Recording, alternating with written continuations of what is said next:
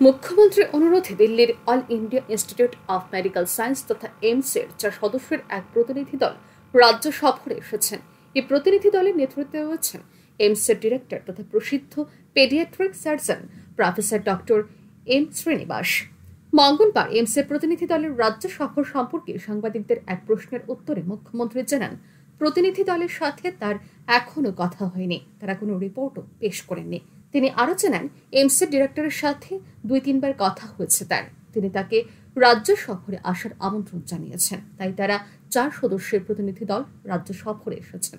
মুখ্যমন্ত্রী আরও জানান, রাজ্যের হাসপাতাল পরিচালনা নিয়ে একটি পৃথক দপ্তর চালুর কথা বলেছিলেন এইমসের আধিকারিক। বিষয়টি খতিয়ে দেখা হবে। মুখ্যমন্ত্রী আরও জানান, টাকা খরচ করলেই হবে না, এই টাকা যেন রাজ্যের সাধারণ মানুষের কল্যাণে লাগে সেই কথাটি ভাবতে হবে। মুখ্যমন্ত্রী জানান, রাজ্যের নার্স এবং চিকিৎসকদের প্রশিক্ষণ সংক্রান্ত বিষয় নিয়ে এইমস কর্তৃপক্ষের সাথে একটি মৌ স্বাক্ষরিত হবে। না, ওনারা এখনো রিপোর্ট দেয়নি, কিন্তু আমার সাথে কথা হয়েছে। আমরা দেখুন, আমাদের কাছে সব আছে। আমি এই কথাটাই, আমি যখন ওনার সাথে আমার 2-3 বার কথা হয়েছিল, বিভিন্ন অনুষ্ঠানে ওনার সাথে আমার কথা হয়েছে, ওনাকে আমি বললাম আপনারা আসুন এসে, কারণ যিনি ডাইরেক্টর এইমসে, উনি নিজেও একজন বিশিষ্ট পেডিয়াট্রিক সার্জন, এবং উনি বিশেষ করে হসপিটাল কীভাবে ম্যানেজ করতে হবে ওনার খুব ভালো ধারণা আছে, উনি রিসার্চ করেছেন। তো আমি ওনাকে যখন বললাম যে আপনার একবার আসতে হবে, ওনার টিম নিয়ে এসছে, 4 জনের মতো টিম নিয়ে এসছে।